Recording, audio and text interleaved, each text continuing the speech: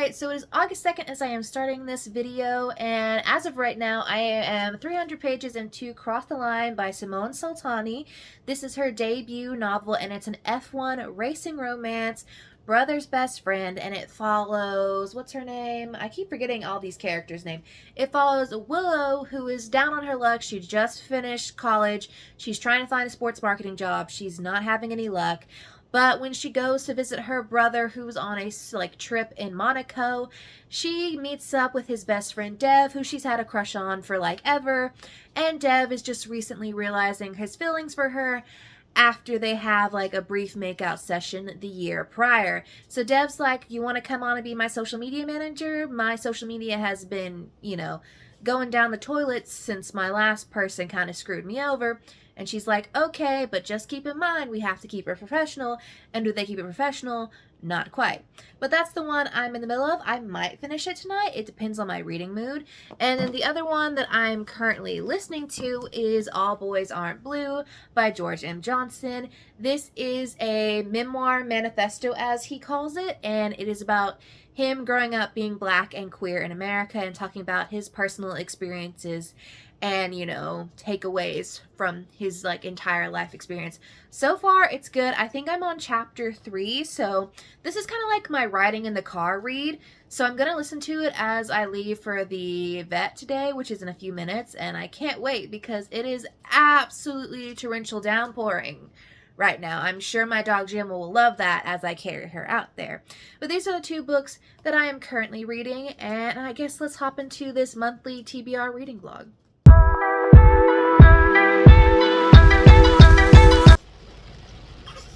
I was not lying when I said it was torrential downpouring, and I'm just saying Miss Gemma right here does not love the fact that it was downpouring and that she is now cold. We're officially listening to we're on chapter 5 of All Boys Aren't Blue, so let's head to the vet. It never fails. I get to the vet pissing down rain. We leave, clear sky. Well, not clear skies, still cloudy skies, but no rain to be seen. But Gemma is currently eating her ice cream. She gets weekly laser appointments for her back pain. She's an elder doggy, and she loves it every time because she gets to have her ice cream, or at least depending on the vet tech. And also because, she's a beautiful dog.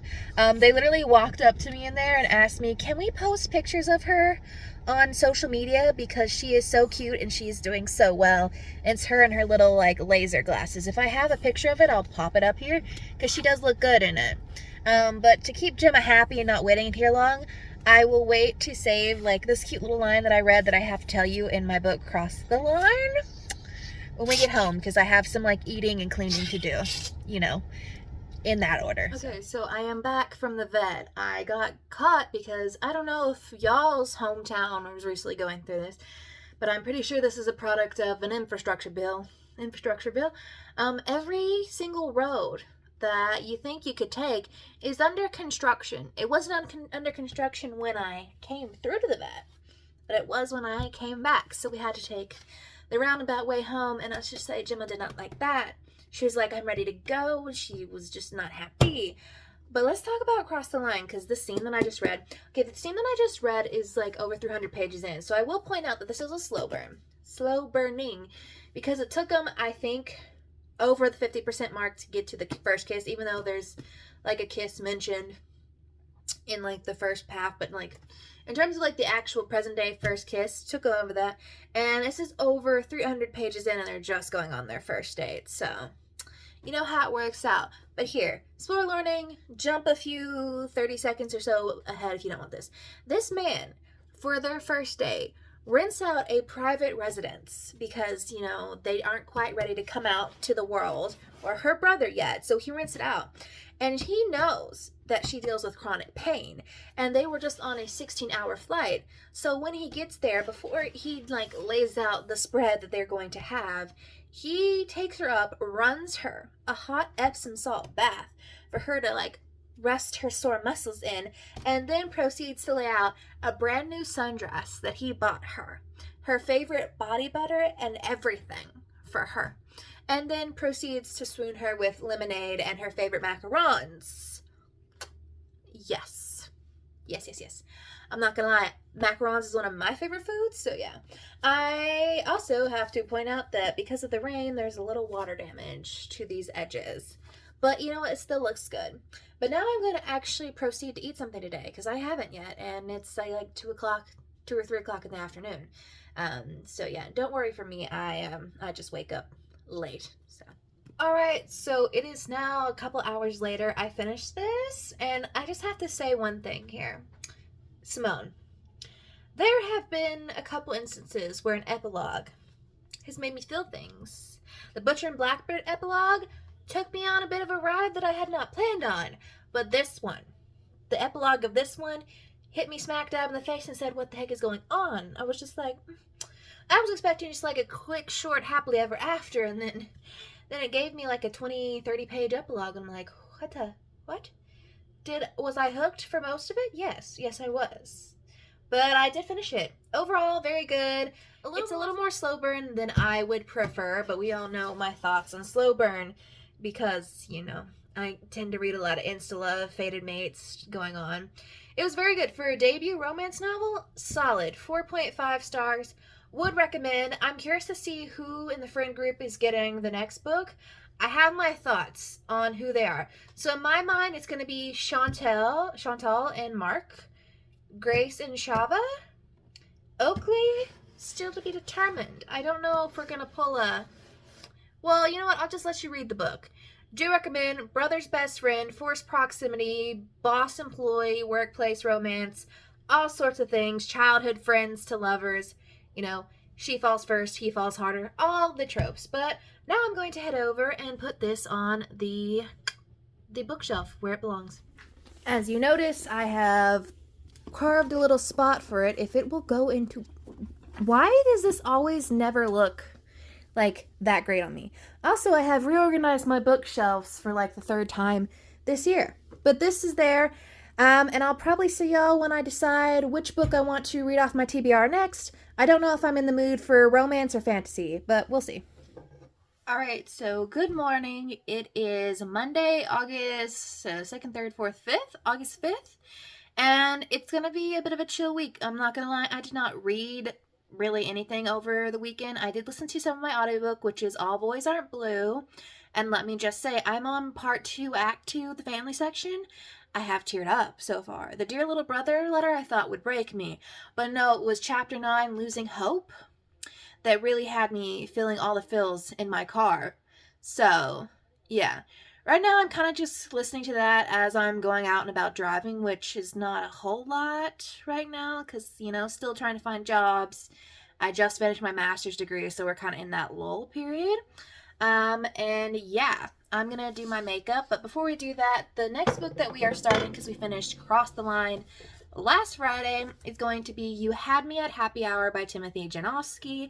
I put up a little poll on my YouTube community page, and y'all voted between, well, I gave you the genres. You had the option of YA historical fantasy, YA dystopian sci-fi, or adult queer romance, and it was split between the dystopian, which was Snowglobe, and the adult queer romance, which was this one.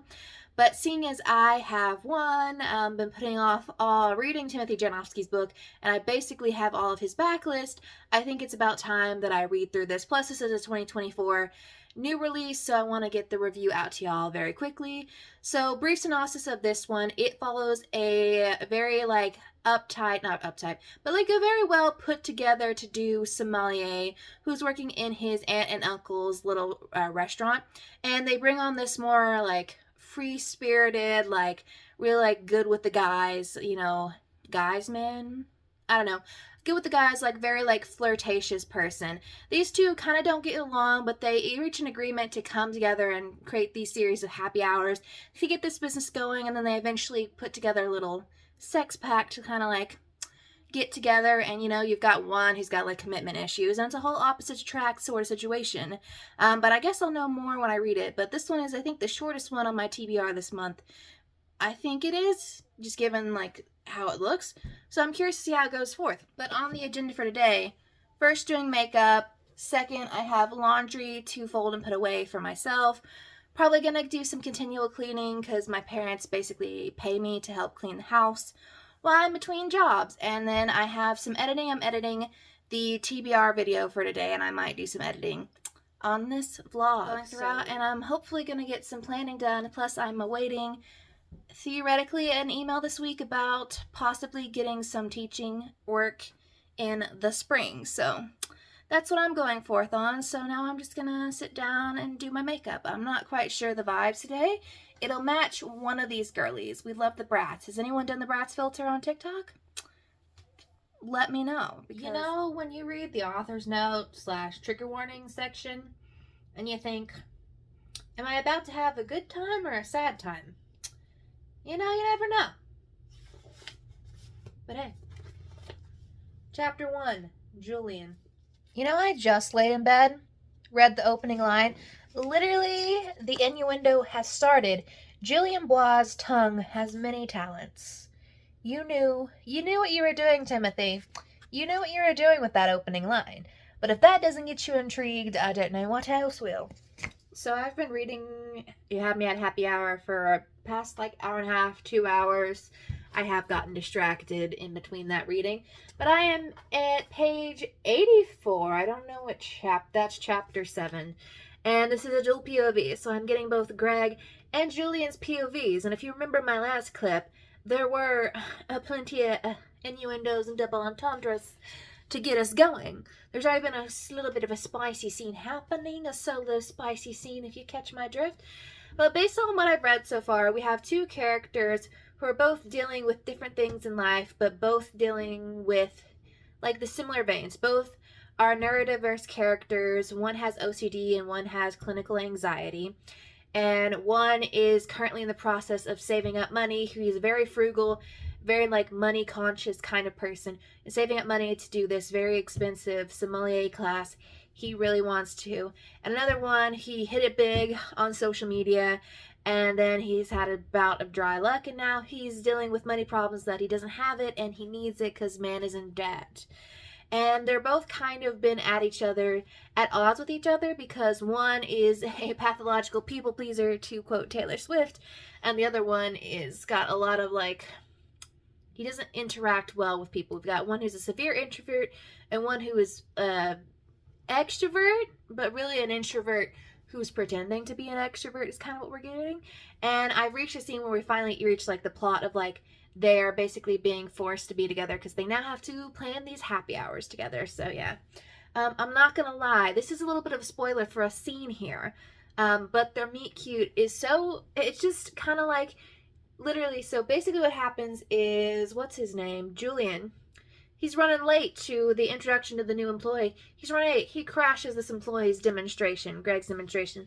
Greg kind of brushes it off. But then Greg's walking around carrying out samples of his drink, and when he comes up to Julian, he can't understand why Julian doesn't want the alcohol. And Julian's he's Julian's a wine drinker. He doesn't really like hard liquor. He couldn't understand. And Julian's listen, I don't want. And then Julian promptly smacks that tray and spills all of the remaining drinks all over his new coworker's shirt. And then when they're in the back room, Julian's I'm gonna get you my spare shirt. And Julian just gets, stunned by Greg's physique because he's shirtless in the bathroom because he's trying to clean his shirt. Okay. Loving it so far. Timothy Janosky, it's interesting to see where he's traveled because this is his newest work, and his oldest work, or his first work, Never Been Kissed. I can see the growth in the writing. Yeah, so I'm curious to see when I go back and read the two middle novels, what they look like. But so far, so good. According to my math, I'm around 30% of the way through, so we're bridging that third of the way through mark. I will probably not read any more of this today because I'm probably gonna put it down and read my Kindle book before dinner tonight. Well, not before dinner, before I go to bed tonight. So I'll probably either see you tomorrow or Wednesday whenever I decide to pick this back up, but I do have going out plans tomorrow, so we'll see. All right, good morning, y'all. It is the next day. It is August 6th, I think it is. And I didn't really read any more on my TBR yesterday. I did read more on One for My Enemy by Olivia Blake. Let me just say, the end of month recap, I'm going to have a lot to say about that, but that's not in this video. My goal for today is to possibly finish this book. I have about 200 pages left to go. And I was thinking this morning about, like, the characters and everything. And I remember yesterday I said, like, pathological people pleaser is definitely Greg in this book. I'm like, this man could highly relate to Mirrorball by Taylor Swift. That song was coming up this morning. I'm like, oh, this is this man's song. Like, this is this man's song. So yeah, that's that. But I do have a few things to accomplish today. My dog, my little dog, not the other dog you saw in this video, Zeus, he's sick. So we're going to do a last minute vet appointment for him today. And then I am going out with my friend. She is doing some, like, rearranging, building stuff with her room, like something going on there.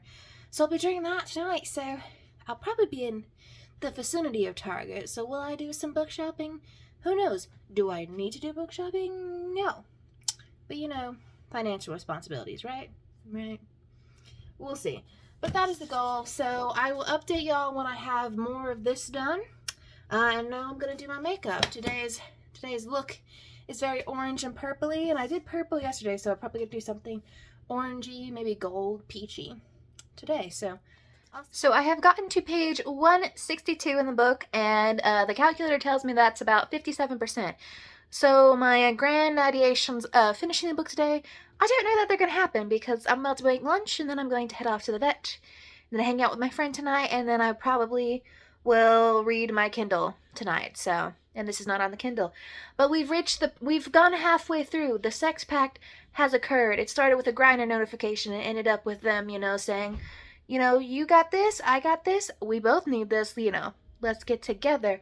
And let's just say Greg is down bad. He is a down bad when it comes to Julian. The problem is that this book, I feel like, is contingent on them being able to communicate and their lack of ability to communicate, which there are reasons why they don't communicate, but, you know, I think I would just like to reach a point where they're communicating more. But we're only like, we're over halfway through the book, so, like, I would like them to communicate and realize that they're not quite on the same page. But you know what? It's a fun, happy time. It's a fun, spicy time. There were some things that I wasn't quite expecting.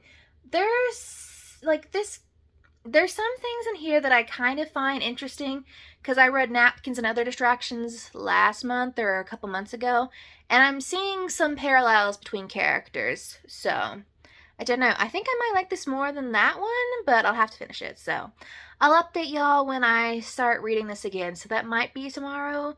I'm not sure, but I'll probably finish it tomorrow anyway, since we're already past that halfway mark. Alright, so final check-in for Tuesday, August 6th. I went out with friends, had to take Zeus to the vet.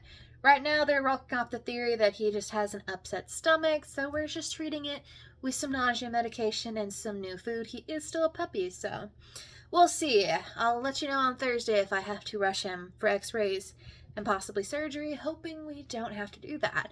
But while I was out and about, I did not really read any of my physical book. You had me at happy hour. But I did continue listening to All Boys Aren't Blue. I now have an hour and 10 minutes left, so that puts me, I think, at chapter 13. I know I'm on the college years, and all I'm going to say is chapter 11. This is trigger warning, so also spoiler warning, but I put that in there. Chapter 11 was about his childhood, like, assault, sexual assault that he experienced.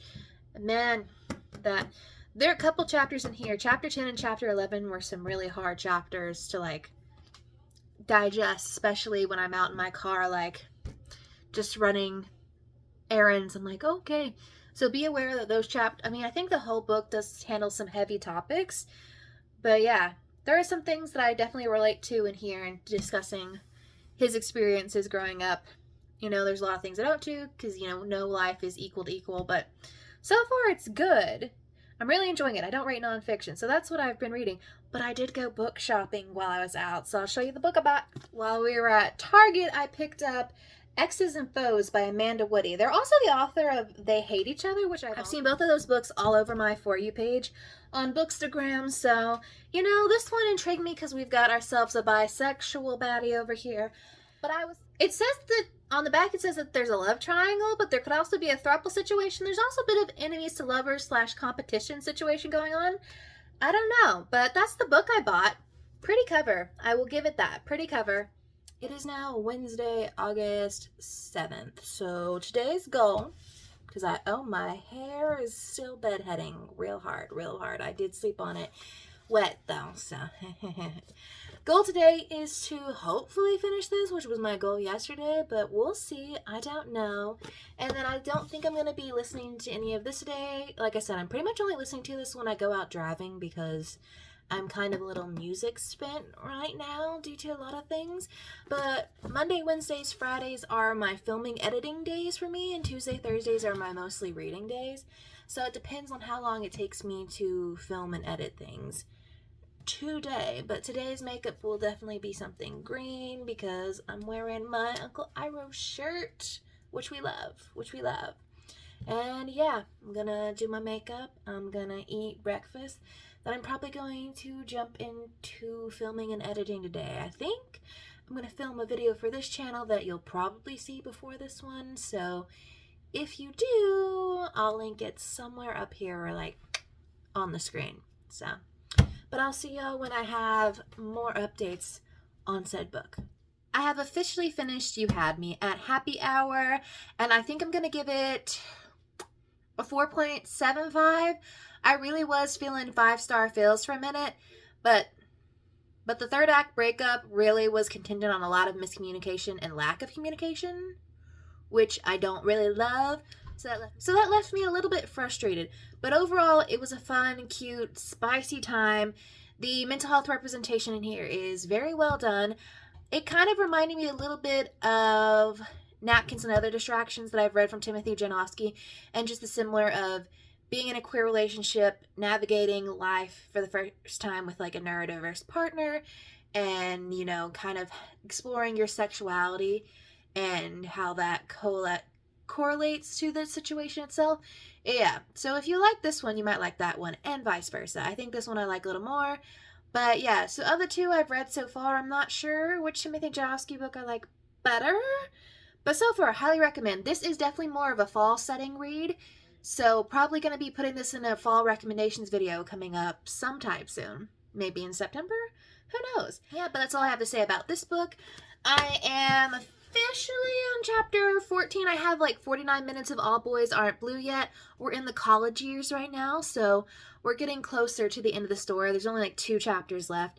And then I put up a poll on my community tab a couple days ago to decide what I'm going to be reading next. So I have a feeling I know what it's going to be, but I'll let you know what we end up reading tomorrow morning. And You Had Me at Happy Hour can join its sister book or other book. Oh, I didn't realize the height difference. That's going to annoy me.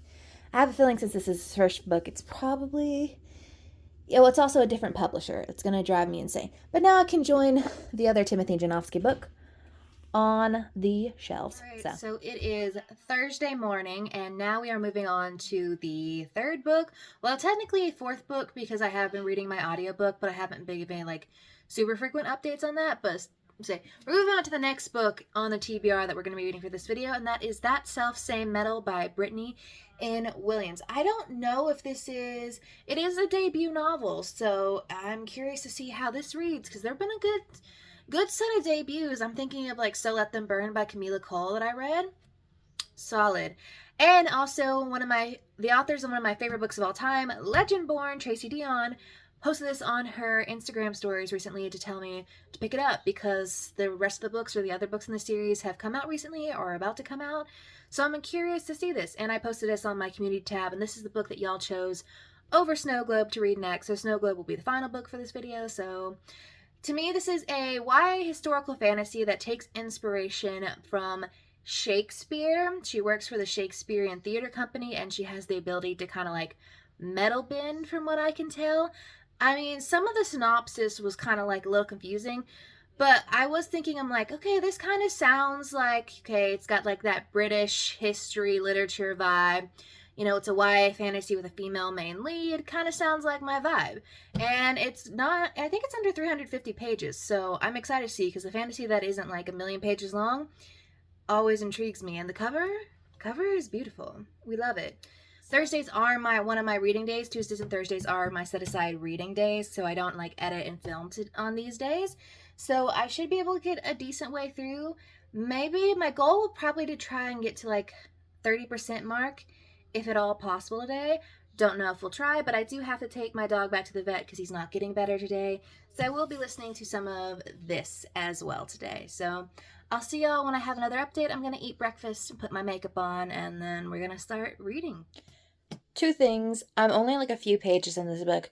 First off, page design, beautiful. There's like some pretty filigree on the pages that I'll probably show you later. And the second thing, we are confirmed. It is a little queer. It looks like Joan might be a little bisexual. Or at least we have references to her having interest in men and women, or attracting both men and women, including one of the other characters' sisters. So, confirmed. So it's a little, even though StoryGraph doesn't count it as LGBTQ. Oh well. But tis confirmed. Alright, so I am 102 pages into that self-same medal. This puts me at 30% according to my calculator. And so far we've had like a dabbling of action in every scene.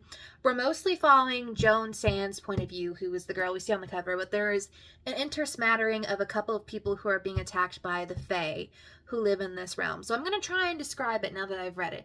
So essentially you're following Joan Sands, who is a 16-year-old girl who works who's basically in charge of like the action scenes, or planning the action in Shakespeare's plays. So she works at the Playhouse, the Globe Theater, and everything. But she is also blessed by Ogun, I think that's his name, who is an Orisha, which is a part of the religion that they worship. And her blessing or power that she's awarded is the ability to control metal. In this case, iron is a metal that can deathly hurt or mortally wound Fae.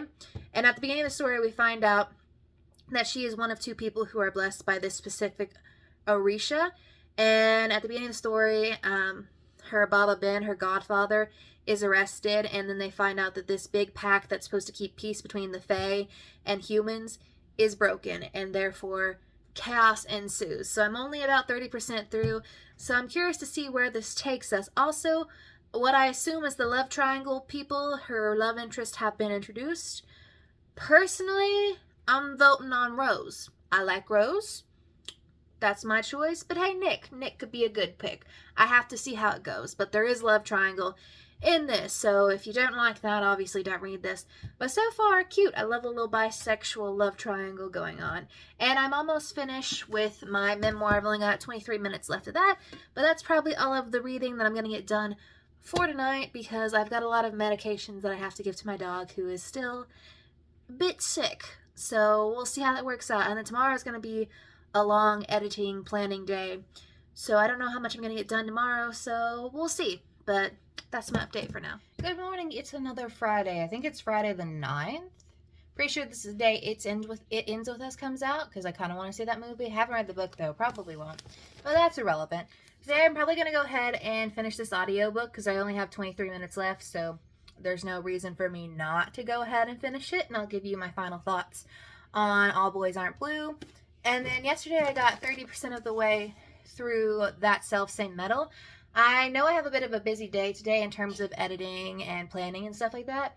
So maybe I'm going to try to get another 15 to 20% through, try and make it to that halfway mark and see what everything's about. But so far this book is going really great.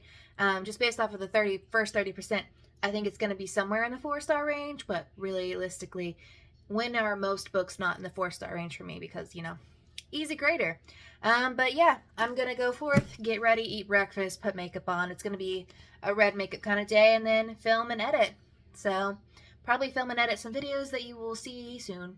So I did finish listening to All Boys Aren't Blue by George M. Johnson, and I really enjoyed this one. I will say I don't rate memoirs. Like always, I don't feel it's right for me to tell someone how they should write their own stories, so I'm not going to do that.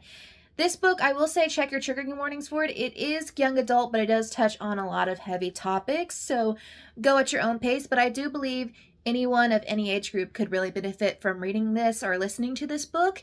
It's the first nonfiction queer book that I feel like I own that truly more in depth explores the intersectionality between race and queer identity and how that can affect, each other as you're growing up. And it really truly explored him exploring and accepting his own identity from, his youth all the way up to his young adulthood. And I definitely connected with a lot of chapters on here, and I feel like I went away with a lot more understanding or a lot more information that I maybe had or could get from like a broad reaching queer history novel. So I'd highly recommend all of y'all check this out and listen to it. And overall, it was a very good read. So I will see y'all when I pick up the next book. And here's where the book is going to end up on my shelf with my other nonfiction on this shelf, because I have a lot of the big ones on another shelf, and with my solo classic novel. So, good morning. It is a Monday, August 12th, and I'm not going to lie, I did absolutely no reading this weekend. My body was ready to shut down, I feel like, on Friday, so the thoughts of me doing much of anything over the weekend was a little bit daunting. So there's that. Today is Monday, so it's an editing and filming day. So I plan on doing that, and then I plan on continuing that same metal.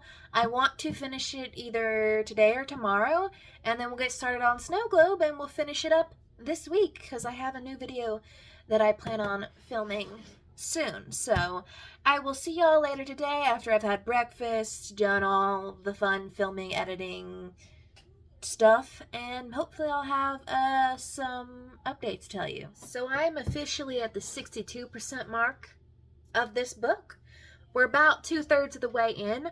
All I know is she keeps putting in all of these action scenes. It's like, this is the kind of fantasy I love, where it's like it never quite stops or stalls. You kind of get a little bit of action every second, and we've reached the point in the book where the romance is romancing. And all I'm gonna say, this person who said love triangle in the back, well, first of all, it's a, the person who said love triangle in the back, what you mean? It's a throuple situation in my opinion. I don't know, that's what I'm feeling. And she just keeps getting in the way. And I finally picked up on the one thing. This is a book about Shakespearean play. There's a lot of actors and plays going on. It's written by a stage actor. So all of those little sections where it was kind of interspersed with all of these things of Oberon and all of the fae, attacking these humans, they're called interludes, like in a play or in a musical or something musical. I found that so fun. All I know is I'm hooked. I'm sat. This could be 5 stars. This is kind of, for YA fantasy, this is a top recommendation right now. I need to see how it ends, but I'm I need to pick up the second book ASAP. It needs to be on my shelves and in my hands right now. But yeah, I'll see y'all tomorrow when I hopefully finish this book, because I'm excited. Alright, so it is Tuesday, August 13th. I'm really excited because I finished my Kindle book that was taking me forever to read last night, and then I started a new one that I'm real excited for, plus another book comes out today that I'm really excited to see. They actually released the physical copy early a week in my Books A Million, but I didn't buy it because I was going to read it on Kindle because I don't own the rest physically. But today we have a few things scheduled, but my main thing is I plan on finishing that same metal.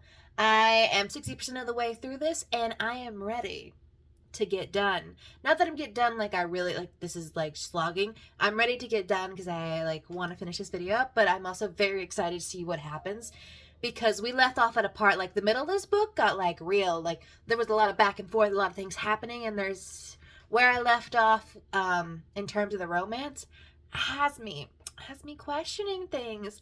And then after I'm done with this, we're going to start up Snowglobe, and then that will be the end of this vlog once I finish Snowglobe, which will hopefully be sometime by the end of this week. So, I will see y'all after makeup is done and book is read. So I finished that same metal, and I did give it 5 stars. This book, I think, is just encompassing the perfect adventurous, swashbuckling YA fantasy.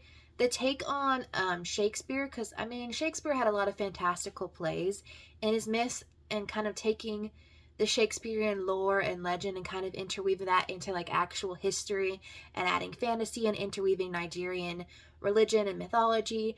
Everything came together in a beautiful story. And the romance was good. I will say, I talked about the romance a lot in this. I don't think you should go into this with the looking for romance, because to me, romance itself, while it does play, I think, a more pronounced role than a subplot, I think it's more of just a slightly contributing factor to the overall character's coming of age in this fantasy. And the book, well, I did kind of guess out the final plot twist. I don't know that it was very far-fetched. But everything that kind of happened in this story, I was like, oh, okay, I see how that happened, I'm very excited to see where the second book takes us, because this book on itself, the way it ended, could stand on its own. Really only the question of, like, her romance could be something that's up for grabs in terms of, like, finishing off that plot line. But I'm curious to see what the author does with the second book in the series. I think it'll be a trilogy. I'm not sure. But yeah, we'll see when I pick that up. Then I did start the final book for this video, and that was Snowglobe by So-Young Park. This is a Korean book that was recently translated to English, and it is a dystopian sci-fi. I'm only 2 chapters into it, and sort of the plot is a little bit hard to describe. So basically, from what I've read so far, and the descriptor on the back is, it's a dystopian society where essentially most of the world has gone to, like, freezing. Like, anywhere you go is, like, below 50 degrees temperature, except for this place called the Snowglobe, which is retrofitted to provide temperate climate. However, the people who live in there basically give up their privacy because their entire lives are played as in a reality TV or a TV show to the entirety of the world for the world's entertainment, for the comforts that come with living in Snowglobe. So you're following, first off, a girl who lives on the outside of Snowglobe in the dark, dank temperatures, and she's like, or the, cold temperatures, and she's living and working at the power plant, kind of living at the monotonous pace of life, just trying to survive and get through. But her dream is to go and work in the Snowglobe and produce and make these television shows. And there's this girl who lives and is part of the Snowglobe who looks like her identical twin. And from what we know in the back, this girl will eventually die, and, she will be asked to replace this girl on reality TV so the world doesn't know that this very popular, famous character died. So I'm interested to see. There's a couple things being explored, because with a dystopian, you're exploring, like, commentary on society. So I'm curious to see this. It's also been a while since I read Fahrenheit 451, but I'm kind of getting vibes, like callbacks to what I read then. So who knows? Maybe I'll pick that up sometime. But so far I'm only 2 chapters in, so I can't say much about this. But I'll see y'all tomorrow when I pick this up again and actually get further into the plot line. And this is where she ends up on our little shelf. Mulan did get knocked over in the process. This book will not stay up. So we're basically 1 book shy of finishing off this collection, then we move on to the bottom shelf. Good morning. It is Wednesday, August 14th, and we are currently working through Snowglobe by So-Young Park. This one is the sci-fi that was on my list this month. If you recall from my TBR, this is the one that is an out of comfort zone read for me. Because, one, I don't think I've read a dystopian in for, like, ever. I also don't think I read a lot of dystopian as a kid, because the Hunger Games and all that was, like, very big when I was a kid, because it was coming out when I was doing that, but I never read it. I did watch the movies, though. Plus, it is a sci-fi, and I don't know that I've really ever picked up a sci-fi, but I don't know that I would dislike it. So, we'll see. But that's what I'm currently reading. I don't know how much of this I'll get done today. Like I said, Wednesdays are filming editing day, so there's going to be a bit of things to get done today. But my goal is to finish this tomorrow. So I'll update you if I get anything new out of it today. But otherwise, I've eaten, I've done my makeup, and then we're going to hop into editing a video that's going up on my other channel. So I'll see you when I have more to say. Alright, so I am at page 105, part 2, A Piece of Secret. So, like, second or third, I don't know, part of that part 2. And I don't know what that percentage puts me into Snowglobe. But, yeah, for the most part, most of what I've read so far is just, like, world building and setup. So where I let off, I think, is about to get into the real nitty-gritty of storyline and the whole dystopian plot. I will say, from what I've gleaned so far, since dystopian is supposed to be a commentary on society, there has been the repetition of the phrase, aren't you so lucky, like, aren't you so lucky, and then they're also focusing on the usefulness of people, and, like, what use or, like, civic duty do you fulfill. So I think there's going to be a lot of that playing through here, but I did forget that this actually does have a printed, like, hardcover, so there's a dust jacket. And then the hardcover is printed. The hardcover is nice. Usually the hardcovers don't have anything behind the dust jacket. And yes, I am the weirdo that does read the hardcovers with the dust jacket on. Oh well. But my goal is to try and finish this tomorrow, although I got a big chunk to finish tomorrow. But it is a reading day tomorrow, so we'll see. But overall, I'm curious to see, because like I said, I haven't read a lot of dystopian beforehand, and I also don't know that dystopian is my favorite genre of things, but we'll see how it works out, right? I'll see y'all tomorrow morning. Okay, it is Friday, and I have finally finished Snowglobe by So Young Park, and it was translated by Jungmin Lee Comfort. I haven't said who the translator was. This book was a confusing ride of a lot of showing and not telling, and a lot of interesting character decisions. There were a lot of characters who were introduced to us, but I feel like we had a lot of like half-baked character like action and descriptions, and then the main antagonist of this kind of did random acts of violence. Not saying she wasn't a violent and cruel character to begin with, I'm just like, interesting. Some of the choices were there.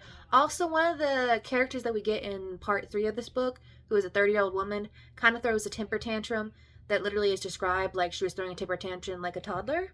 So there's that. I will say the end of this book was good.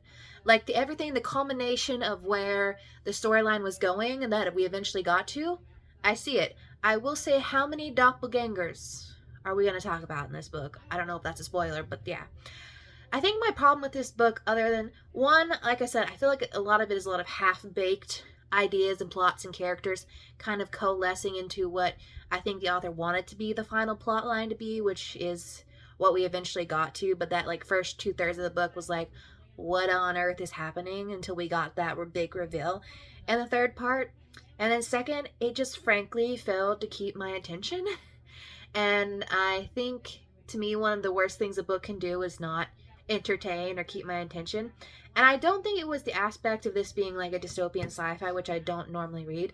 I think a lot of like the main first 2/3 of the book was just a lot of character and world building, which is fine. However, there was just a lot of things that you had to slog through before you got to the actual meat and potatoes of the story. So to me, it's like it's somewhere in the 3-star range. I don't know if it's a 3-star book or if it's a 3.5. It might be a 3.25. We'll see. You'll see whatever I gave it will be up on the screen and will be on the final reading wrap-up. But that is the final book for this video. So, not necessarily a high note to end on, though. But that was every book from my TBR this month. Let me know what book was your favorite off of my TBR and what I should be adding on to my next one. And there should be a final reading wrap-up on the screen so you can see every book that we read this month. And I'll see y'all in the next video.